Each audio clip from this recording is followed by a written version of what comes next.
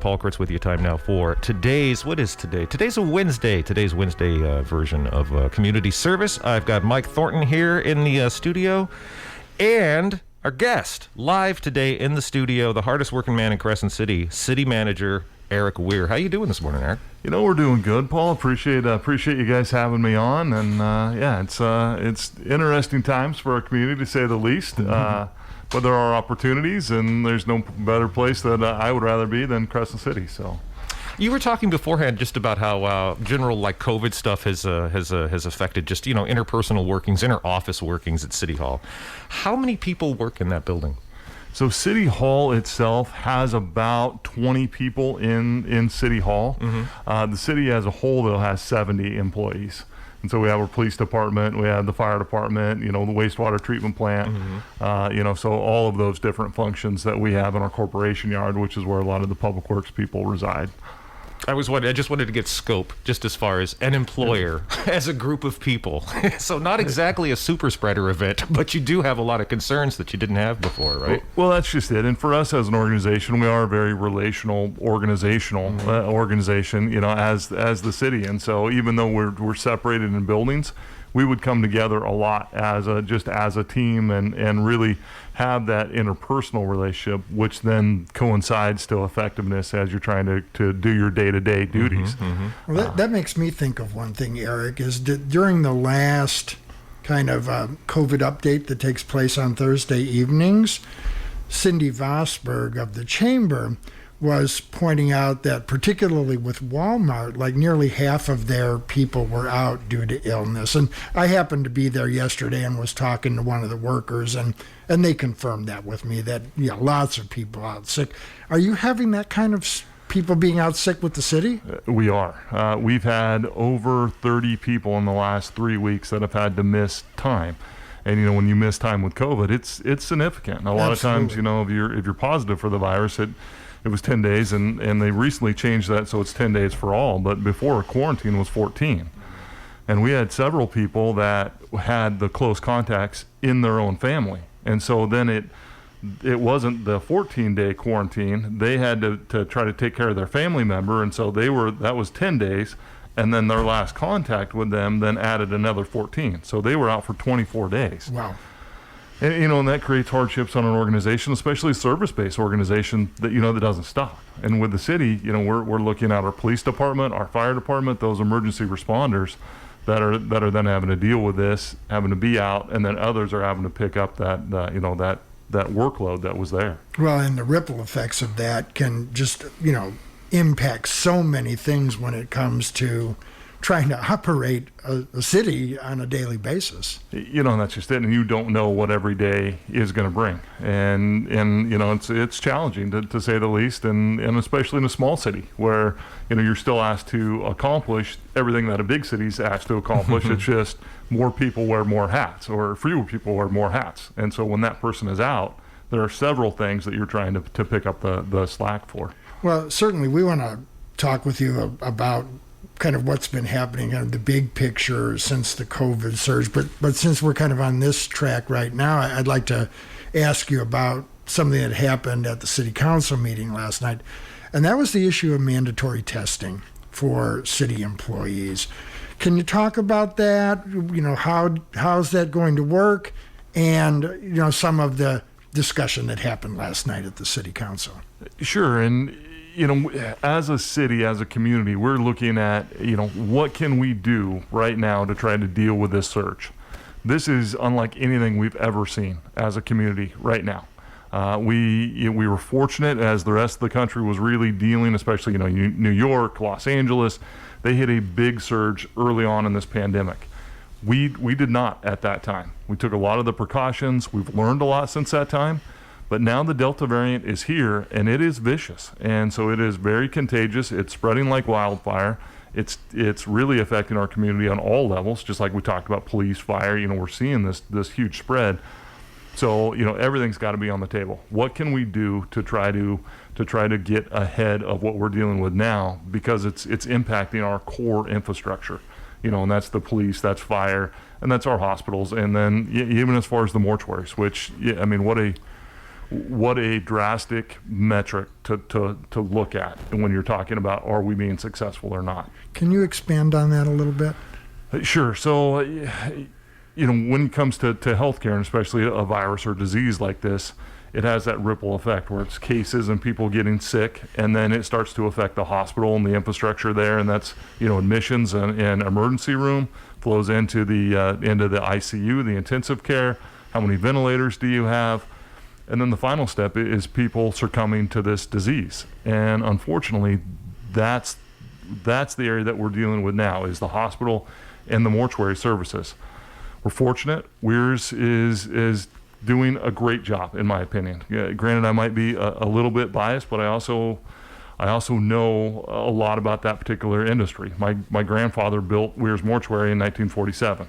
Then my dad ran it for decades, and they've always had a very strong passion for this community, because that's really what that business is. It's not so much dealing with the death side; it's dealing with the families, right, and making sure that that they're taken care of in one of the hardest times that they're ever going to deal with. And Joe Sidorsky, who's the current owner, is taking that legacy and expanding upon it as well. And so a surge like this, when it starts to affect that business, is very difficult. They have a strong infrastructure there to where they have a lot of capacity, but even this is overwhelming that capacity as well.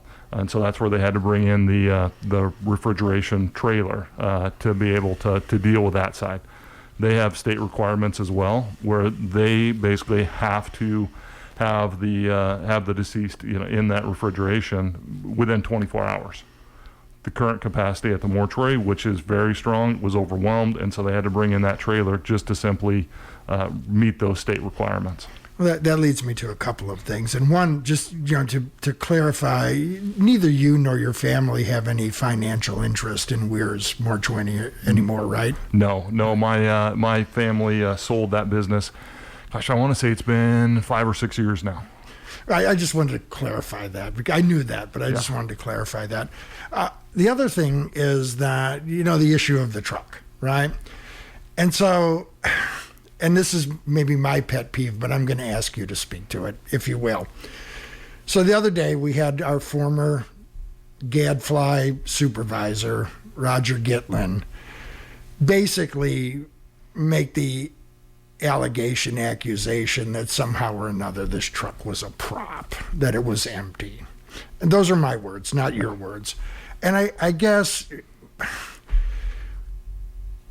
I say this when you're not around, right? You're a serious guy doing serious work.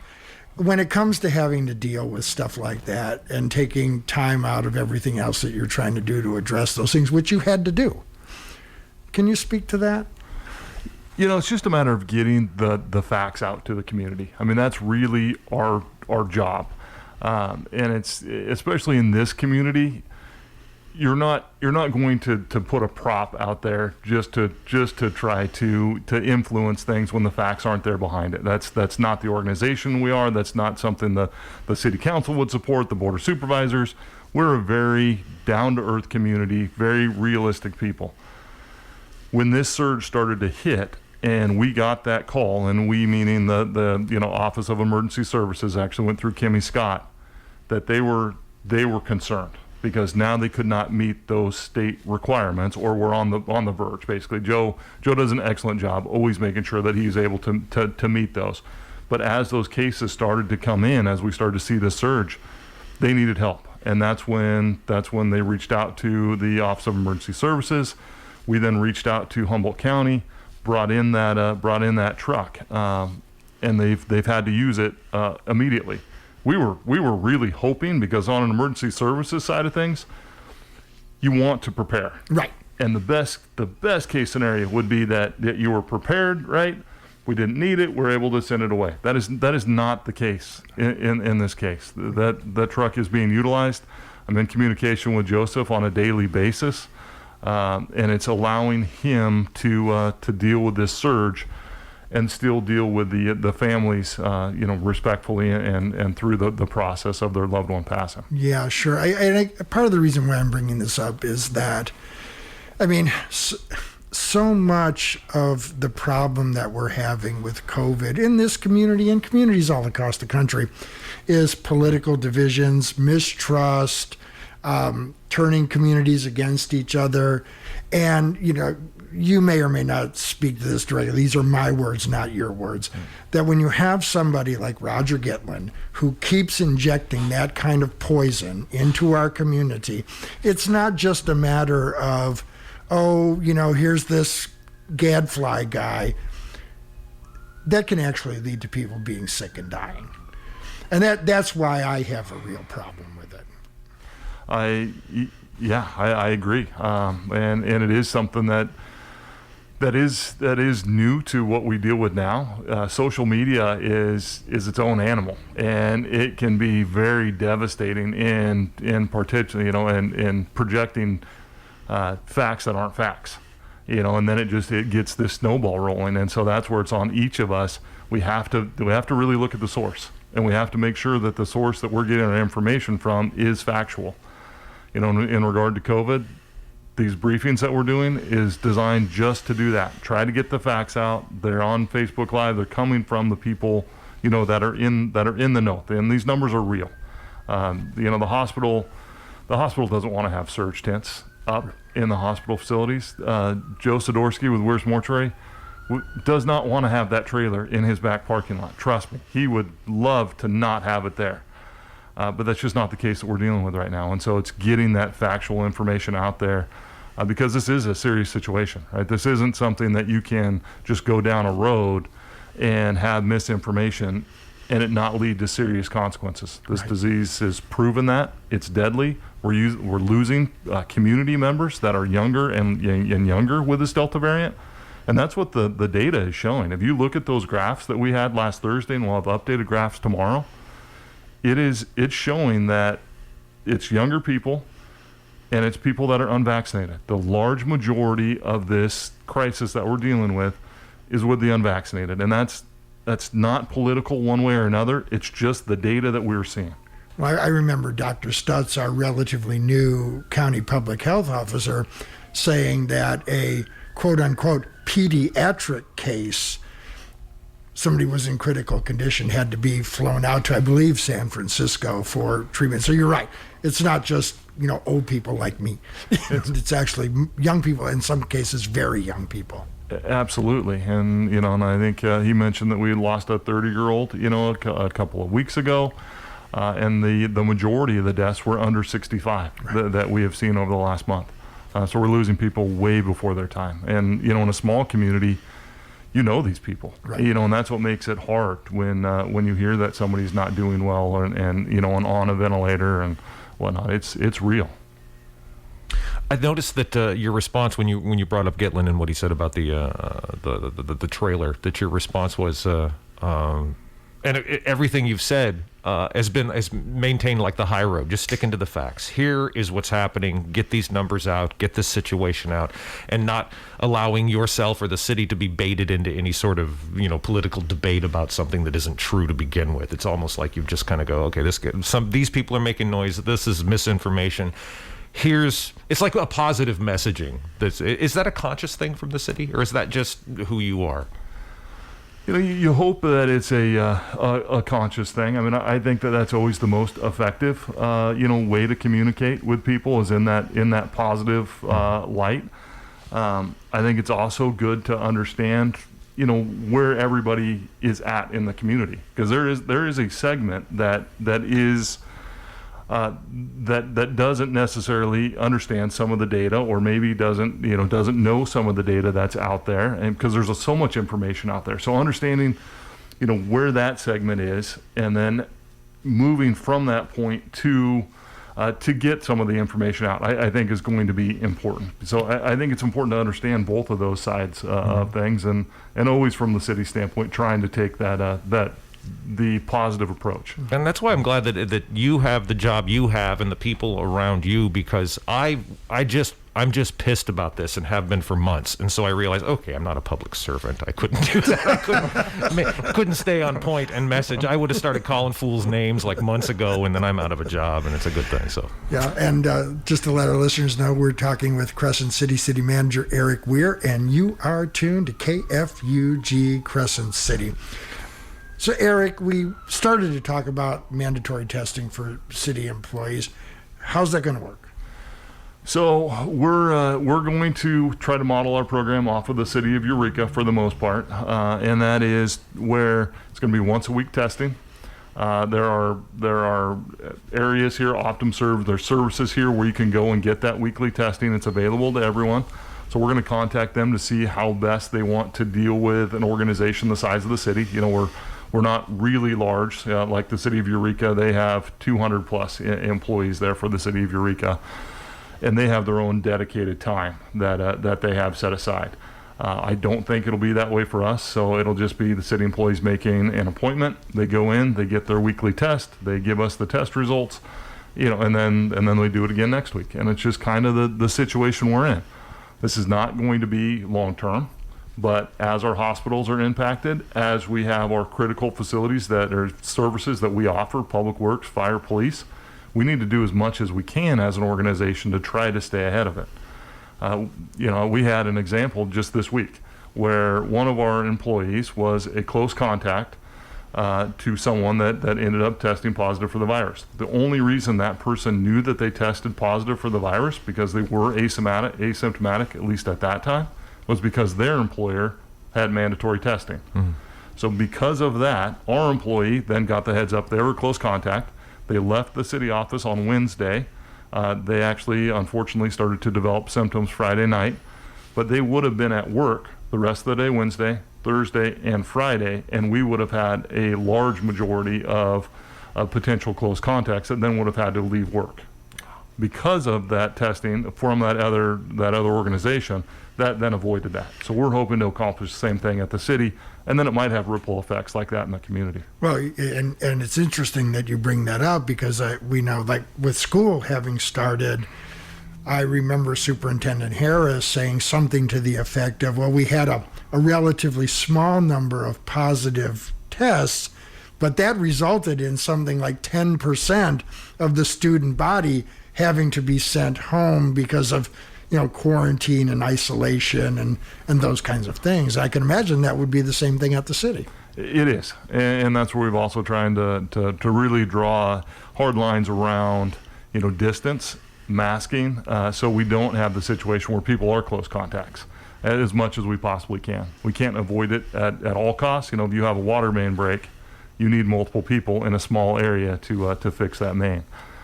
But yeah, we've tried to just do as much as we possibly can to make sure that we are there to provide the service for the community. So one of the issues that came up last night was who would bear the cost, the financial cost, and like taking time off work, those kinds of things. What was the resolution to that? So the question that came up last night was in regard to the fact that, I think I was the one that mentioned it actually, that, that the testing service, is available and it's free to the to the employees that go and take it. So there's not going to be that direct cost to the city is really what I was referring to. And then there was a comment that brought up the fact that nothing is free, and and they are correct in that, right? These programs that are provided are paid by by the state to offer these types of testing. But if you look at the large picture on it, what is it really costing? If we have an employee that's going to be out for 2 weeks or even longer with some of these other durations, and and that's the best case scenario, is that they're only quarantined for 2 weeks and they don't come down with any symptoms and they don't need hospital assistance and all of those things, that's where the costs really add up. But an employee missing 2 weeks of work and service time to the community, that has a much larger cost than the one test that they're going to take at this service. And so I think if you look at the totality, that's really where the cost benefit comes in. Yeah, that is one of the hardest things to get across to certain types of people. It's like, what is the cost of not doing it? Yeah. And very often the cost of not doing it is exponentially more expensive than doing it. Absolutely, especially if what you try to prevent is that illness and that sickness. If heaven forbid they end up in the hospital, then those costs are obviously astronomical at that point. So the other thing that came up last night, I believe it was Mayor Pro Tem Inscore, was talking about wanting to move forward with this very quickly. Not you guys go formulate a plan, come back in 2 weeks, we'll discuss it some more, and then go back and refine the plan and come back and discuss it. So it sounds like this is going to move forward pretty quickly. It is. There are some nuances that we need to take care of from the city side of things. So we're going to get our plan in place, which we're pretty close on. Sonny Valero, our human resource administrator, does an outstanding job and has already done a lot of research on that. So we have the basic for it already in place, and what will happen then is we'll meet with the employee groups to go over what is going to be required, and then we'll get it implemented as soon as we can. So our hope is by next week we'll have the plan implemented. Do you feel that you have buy-in from the city employees on this? It is a controversial issue, and we're not going to have 100% agreement on it. But I think with the employees that we have, and we can explain the why, and we can explain what's going on, I think they'll be supportive of this plan. We're speaking with Crescent City Manager Eric Wier, and you are tuned to KFUG's Community Service Program on your community radio station, KFUG Crescent City. So, Eric, another big issue last night was the issue of whether or not to approve a conditional use permit for an indoor cannabis, marijuana growing and processing facility on Front Street. Can you talk about what it is that really entails and address the reason for the approval of the permit and, whether or not there's any real concerns about it? So it was a controversial project or proposed business as it went through the Planning Commission first. So that was about a month ago that it actually went before the Planning Commission. And the Planning Commission, looked at all the various aspects of it and did approve it, and then it was appealed to the council last night. But it really comes back to even before this project. It's about the city's adoption of the cannabis ordinance and what's allowed and what's not allowed. And so in the cannabis ordinance, they reviewed this over multiple meetings. I want to say it stayed with the Planning Commission for, about 2 years as we were sort of working our way through it. And the cannabis, industry and businesses were new, and so they took their time with it. And we had a couple of resets.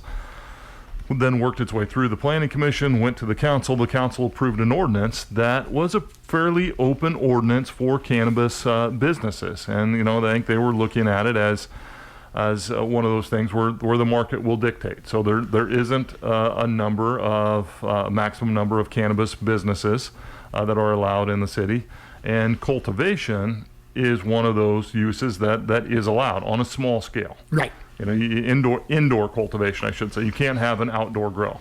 So you have to. So indoor cultivation is allowed with lots of restrictions on it in regard to potential community impacts. Odor was brought up last night. That's a big one. But basically the permit says that it can't have odor. Wastewater discharge is another one. That's a big one. How the business looks is also a large factor that was addressed. And so it really comes down to, does this project meet that ordinance that is adopted? And that was what was before the council last night. And so they looked at the ordinance, they looked at each of these different segments of it, and basically said, yes, this does meet the ordinance that was adopted. A lot of the community's objections to it was in regard to location. That location was an approved location when the ordinance, was adopted itself. And so that's where I think the council said, yes, this business is appropriate. Yeah, I thought it was very interesting on several fronts. I mean, I have to say, by the time Gary Reese got done explaining why, it was like that it obviously met all the various conditions of what it had to meet, right? Yeah. I go, okay, Gary, I get it. Yeah. I understand now. Yes, you've proven the point. So I'm sorry, I'm just trying to kind of formulate where I'm going, because one of the things Mayor Pro Tem Insquire said, as you just said, this had been publicly litigated for 2+ years, and no one had made any real complaints about, why this type of facility shouldn't be located where they're proposing to have it located. Yeah. Yeah. And it is tough. I mean, it's one of those things that you look at, and for that location, I think everyone could envision, we'll just throw it out, like another Seaquake type of, restaurant with synergy and whatnot. And so I think people had their hopes on that. The reality of the situation is that it was an old tavern, right? The Turf Club. Right. It's in a rundown condition with lots of old signage that was on it. So it operated as a bar right across the street from Kidtown for decades. As compared to like a fairly anonymous indoor cannabis facility with a sign that's about as big as a postage stamp. That's just it, right? It's a 4x2 sign, right? That's going to go on a door on I Street. It's not going to have any signage on Front Street. They're going to fix up the outside, paint it, and so it's going to look like a very discreet business. So you have a current business that's run down with old signs on it, advertising an old bar, to one that's not going to have much signage on it, will be upgraded from a facade standpoint, and employ possibly 6 people. I'm sorry. No, is it please. just the Turf Club, or is it also Everett's? It's just the Turf Club. Okay. Yeah, there's some hope around here about it. I want Everett's opened again. I love the inside of that place, but that's just me. That's my low ball poker days. Yeah, no. Hey, like I told you, I think we need sports book. That's what. That might be even more controversial. But so, Police Chief Griffin addressed the issue because one of the supposed complaints was, could this increase calls for service or crime, and Chief Griffin, if I'm paraphrasing, but he basically said, no, it would make things better. Yeah, and Chief Griffin has done a great job, and he's very much a working chief, which, I really appreciate about Rich. He goes around, he is in touch with what's going on in the community, and in that particular building, we do have, some problems with multiple things and litter and transient problems at times, and and I think he even brought it up as far as defecation, different things like that, because you have this broken window effect, so to speak, with a business that doesn't have any activity. Mm-hmm. Now you're going to have somebody that cares for that business, where 6 employees go into work every day, and and the use permit, especially around this particular business, should address those potential impacts that a lot of people are concerned about in regard to the odor piece and the discharge. Right. Now this may or may not be a question for you, but in addition to employing 6 people, will there be tax generating for the business coming out of this other than the employment? Does that make sense, what I'm trying to ask? Yes, although I don't think it's going to be as high as, like a dispensary where they have a lot of that sort of generation on the day in, day out sales. Okay. But as they sell their product on a basis, then there will be some tax generated for the city. Right. So there's more benefit to the city than just the employment. There's also some additional tax revenue. May not be super high, but better than an empty building. They're better than an empty building. The improvements, right, increases the overall value of the property itself, and so you have the property tax side of it. So there's definitely value there. Plus the the employment of 6 people that are going to be in and working around the downtown, and they're going to hopefully support the downtown shops and some of just those things that it creates. So one of the concerns, which I actually was found to be a legitimate concern, right? Not to say that the other ones are illegitimate, was the issue of the disposal of potentially contaminated wastewater. How will that be handled? And so, I mean, the wastewater discharge is a significant issue that we deal with as a city. We have a treatment plant that discharges directly into the ocean. They're under certain permit requirements, and so what they receive in is what they have to try to filter out. So on these industrial type uses, we do monitor those very aggressively and as required by the state. So it'll be what's called an industrial discharge permit, and so we'll look at what they're doing. We'll run samples on it. We'll make sure that that whatever's coming to the treatment plant can get filtered out by the treatment plant before it gets discharged into the ocean. If it cannot, or if it's a heavy use that shouldn't go into there, we'll require them to have some sort of a pre-treatment type of situation. And is the city responsible for monitoring this? Yeah. Okay. Yep. So the city would be, the city's the first agency, and like with typical, bureaucracy, right? There's other agencies. So we deal with government and bureaucracy as well. So we have the state regional water quality control board, right? That's monitoring the Coastal us, Commission right? too, And I would Coastal imagine. Commission, Yeah. EPA when it comes down to this. So there are several agencies that have their eye on us to make sure that we're doing what we need to do. Wow. Okay. And it's not unlike other businesses either. Breweries are another one, right? That have significant. And there's one discharge. right down the street. There's one right down the street. They have an industrial discharge permit.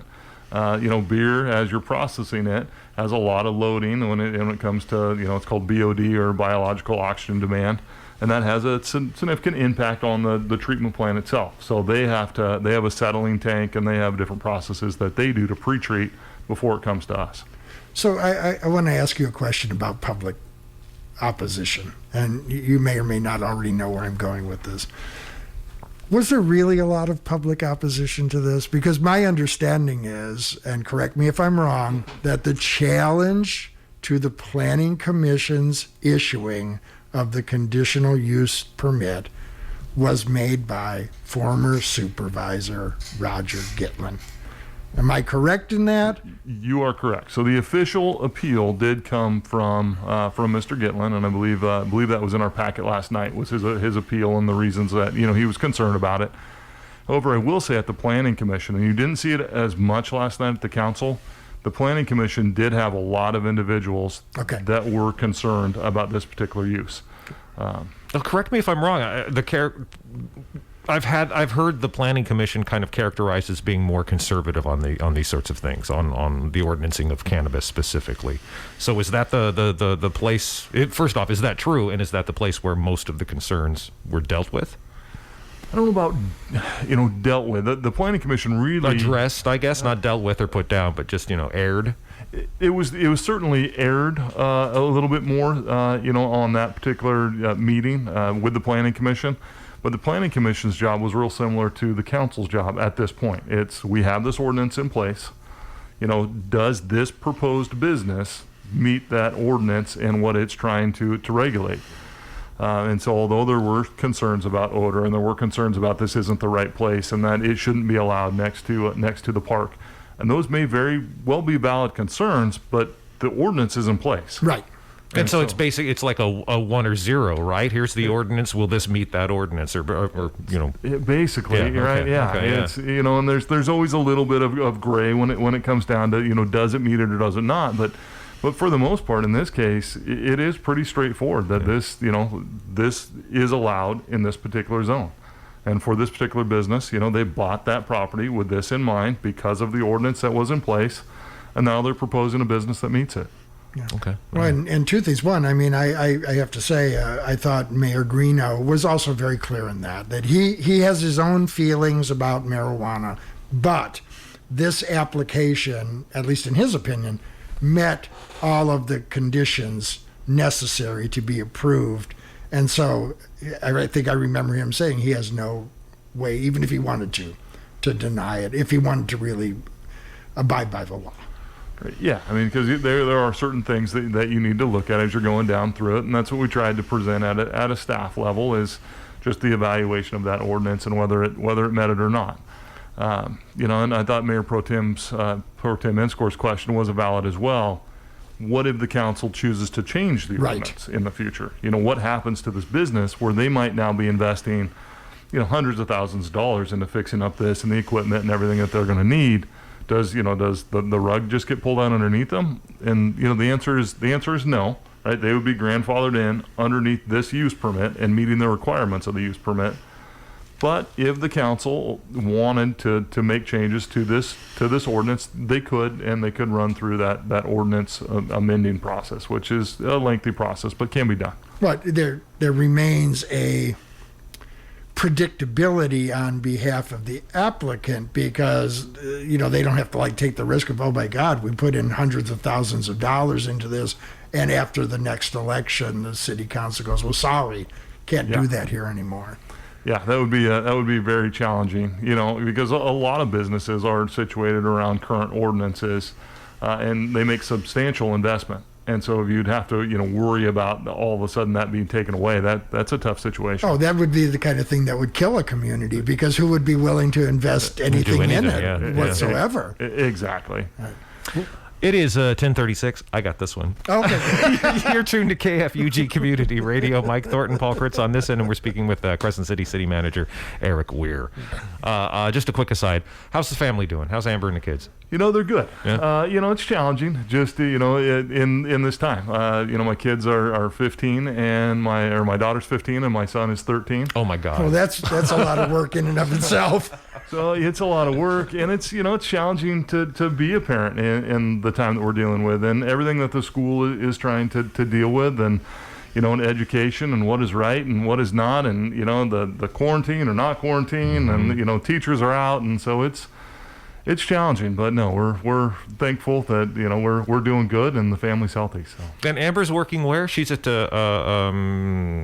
is it health? Is it the health department that she's actually at? So she was working for the health department, Okay. working for the tobacco use prevention Right. program there. Yeah. And did some great things there, in my opinion. I'm a little biased, of course, but now she's working for the North Cal Health Collaborative, Right. and so she's in charge of Del Norte, Humboldt, Mendocino, and Lake counties. Whoa. In regard to health initiatives focusing around tobacco and some of those types of programs. Oh my God! That's 'cause great. My wife Lisa won one of the raffles, the vaccination raffles, the and won win. Yeah. $100, right? Yeah. And it was Amber who came out and delivered it. So is that part of what she has to do in all of these counties? Well, that's a good gig, handing out money. Yeah, right. So kind of. So I mean, that's where it's a small town, and Yeah. so she was working on some other initiatives and trying to really be proactive is what she's trying to do in her job is how do we stop being so reactive as a community, and how do we get out in front of things? Yeah. And really that's what we're trying to focus in on as a city as well, is how do we get sort of upstream? And there's a book, I think the author is Dan Heath, and it's titled Upstream, and she actually brought him in and they did a Zoom sort of like a webinar type of thing, and it's just getting people to try to think ahead. Wow. In his Wow. in Sounds like Sisyphus And pushing the boulder up there. And when is she running for the city council? Yeah, right. yeah, but it's and the book starts out with a good analogy, and it's one that that just is, and it's used quite frequently, but it's you have the people that are by the river and they're watching all these drowning kids, right, floating down the river. And so they're running out and they're saving all these drowning kids, and they're just going back and forth, and they're getting tired, and they keep dragging them out, and they keep dragging them out. And pretty soon they're to the point of they're just exhausted because they just keep saving all these kids. And then the rescuers starts walking up the riverbank, and the other guy's just exhausted and he's tired, and he's, where are you going? We have these kids to save. He says, we got to figure out what's going on. Why are they jumping off the bridge? Right. If we That's can right. stop them from jumping off the bridge, we don't have to spend all of our effort and energy pulling them out of the river. Yeah. Exactly. Yeah, it's been a long time since I've had a teenager around, but I kind of remember what they were like. And so They're completely different now. teenagers, your dad is affectionately known around here as Maximus Wiericus.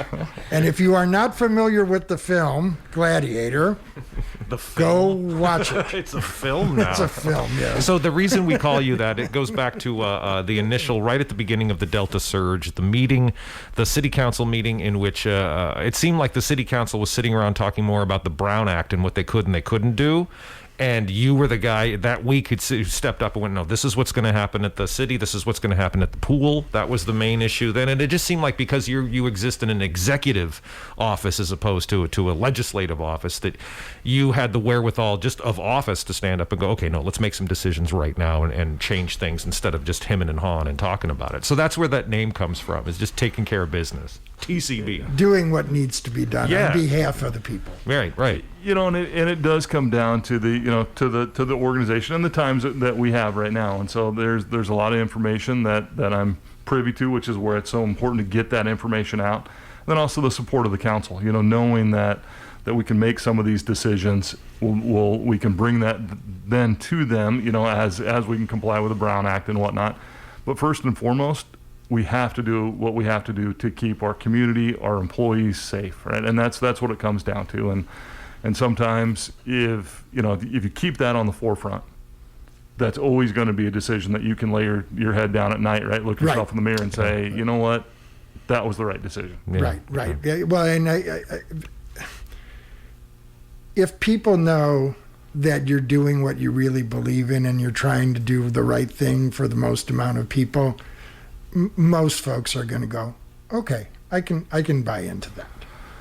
Yeah, and and right now, especially, erring on the side of caution is not a bad thing. Yeah. Right. Yeah. Well, as Dr. Stutz said last night, that we're in extreme circumstances here, and so we may have to do some things now that we wouldn't normally have done, and will not have to do, hopefully, when this surge of COVID subsides. Yeah, and those are the things, right? Is constantly sort of keeping your head on a swivel, right, and being able to adapt to the situation.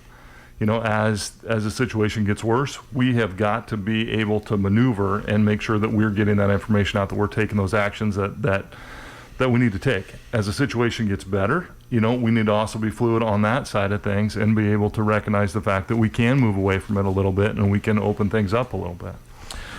10:42 the time. You're tuned to KFUG Community Radio. We're speaking with Crescent City Manager Eric Wier. I have a question. I know we've been talking so much about the work you're doing, and we're keeping here, and you're talking for 45 minutes with us, and we don't want to keep you from doing that work. But I'm curious, how much time do you spend dealing with COVID-related things as opposed to just ordinary, run-of-the-mill, running a city, managing a city? It kind of flexes with the surge. So, right now, it's taken a lot of my time. We have the Thursday briefings, which the city's an integral part of. And you don't just sit down and do those off the top of your head, yeah. We want to make sure that we have the information. We want to make sure that we're utilizing that time effectively for the community. We only want to take about an hour or less, get the information to the people, and so then they can then take it and run with it without having to sit through a lot of just useless things, right? We want to keep key information to them. Right. So right now it's a lot. There's also a lot going on at the city.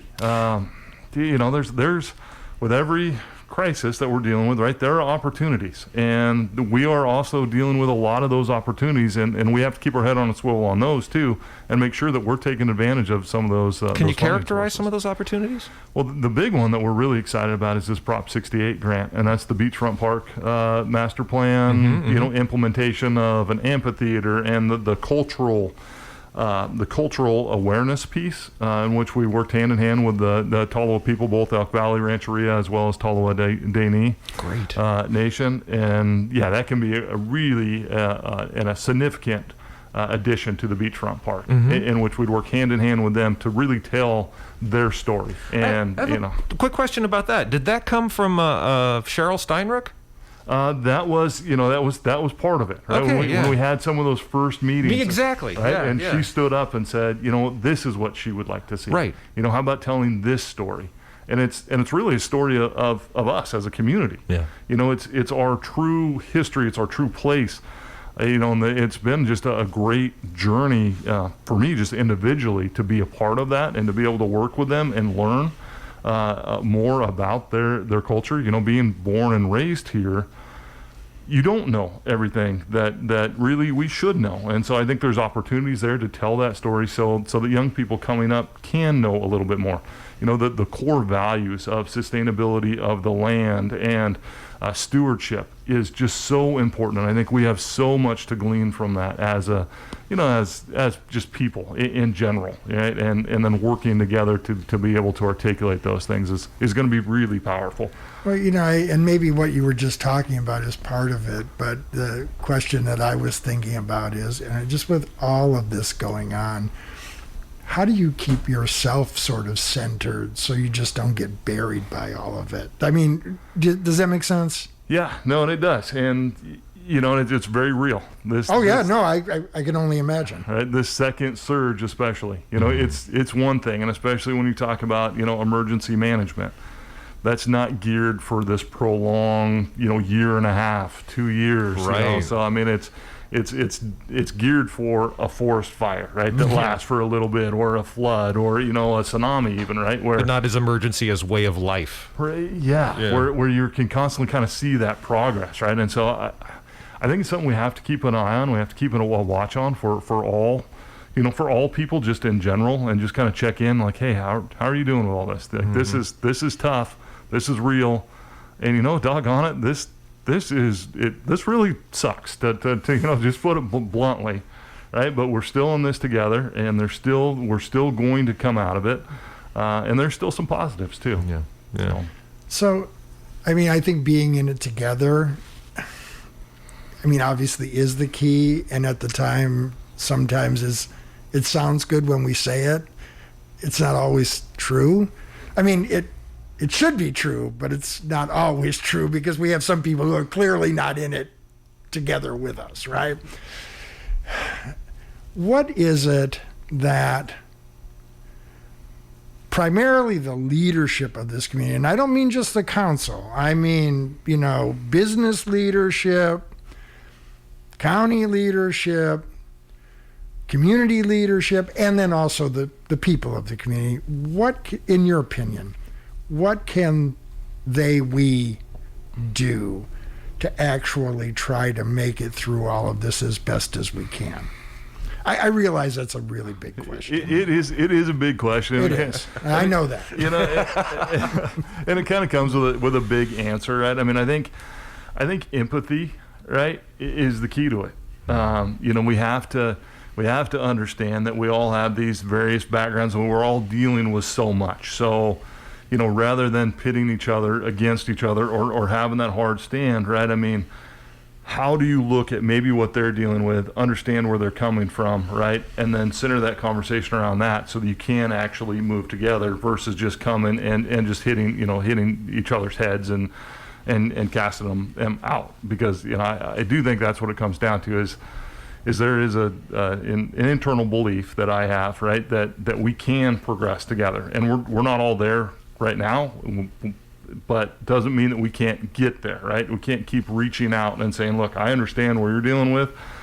Here's what we're looking at as well. Here are some of the facts. Here's some of the reasoning. Give them the opportunity to give some of their facts, and then bring them together. We're speaking with Eric Wier, Crescent City Manager, on your community radio station, KFUG. So, Eric, I think we probably just have a little bit of time left, and though I'm sure we'd probably give you as much time as you want, but I suspect you might have other things to do. Is there anything that we didn't talk about that you would really like to make sure that the listeners know about? Just some of the optimism, right? it is tough right now. It is tough times, and we're dealing with a lot of these things. But like the beachfront park grant, we're going to find out in probably 3 weeks whether we're going to have $8.5 million infused into that beachfront park. There are other opportunities that are coming as well. Businesses in the downtown, right? We have to keep having that optimism, and that's how we'll progress. This city has so much potential, right? But it's going to take that belief in that potential, not getting bogged down in all the things that you're talking about, not paying too much attention to the vocal minority, but paying attention to maybe the silent majority that is out there that believe in this community. And then right now, we have got to get through this surge, right? It is taking community members away from us, right? They're passing away. We can't have that. You look at the statistics, right? And I'm not trying to politicize this at all, but I'm an engineer by trade. I'm a professional civil engineer, so I look at the data, I look at the numbers. The hospital graphs that we're seeing, where it is 90% of the hospital admissions are unvaccinated, and then it just continues as you look at ICU cases, and then deaths locally here, 100% of the deaths are unvaccinated. Right. And if we can eliminate that, we can start putting our energy as a community and as a nation, really, but especially as a community, right? We can make big differences here with small amounts of people just doing what they need to do. So look at that data, make the decision for yourself. But the data doesn't lie. The data is there, right? And if we can stop maximizing our infrastructure on treating some of these things that we don't necessarily have to, then we can really progress as a community. Yeah, I mean, I'm not an engineer, and, it seems kind of clear to me we have one of the highest COVID rates in the state, if not the highest. At one point, we were the highest in the Pacific Northwest, one of the lower, if not lowest, vaccination rates in the state. And this surge of Delta is ravaging our community. I can kind of see how if you put those two things together, there's a fairly logical conclusion to come to. Yeah, and it's, it impacts not only us as a city, but also, our kids and schools and everything as these cases rage, right? It just disrupts everything. And it's hard to progress when you're constantly rebuilding your foundation, right? So we've got to get that foundation strong, and then we can take off. Can't build an amphitheater in the park if people are too sick to build it. That's true. That is certainly true. But there are a lot of really good things going on around the city. The first half of Front Street being done, I'm really excited about that. I think it turned out really nice. We have a great grant application in right now that we're very hopeful on. And again, it's leveraging some of those relationships. So that grant application is now the second half of Front Street, but it also ties into that cultural component that we were just talking about. So it's that partnership with Elk Valley Rancheria. It's a joint grant application. And, we're going to keep taking those shots at those opportunities. And we will get there. I have no doubt. Yeah. Well, anything else, Mike? I just want to say I'm really, really glad you're the city manager. Yeah, I know. It's seriously, we're fans, Eric. We are. Really are. We're fans. We're stans even. Well, we have a good team though, and you guys know what it takes to actually get something done, right? You've got to have that team behind you, and you've got to have that that cultural that atmosphere where people are empowered and people can make a difference. And that's what we have in this small town, is you can make that difference, right? You guys are making the difference, right? Getting it out there, getting the information out. It takes all of us. Well, and putting what we're doing aside for just a moment, that response is one of the reasons why I'm really glad you're the city manager. So, and I just want to, invite you back now, too, at some future date when we can sit down once again, because I pine for these days, too, and just have a conversation about a sewer line or beachfront park and not about refrigerator trucks and death and all of that. I'm really looking forward to that if we can ever get back to that spot. So do I, and I have faith that we will get back to that spot. Until then, we'll keep making sure that we take advantage of the opportunities and putting ourselves in a good position to get them. And we'll see where we get. Eric Wier, Crescent City Manager. Thank you for joining us on Community Service today. We really appreciate your time. All right. Thank you, guys. Surviving the apocalypse one day at a time. KFUG, Fogville.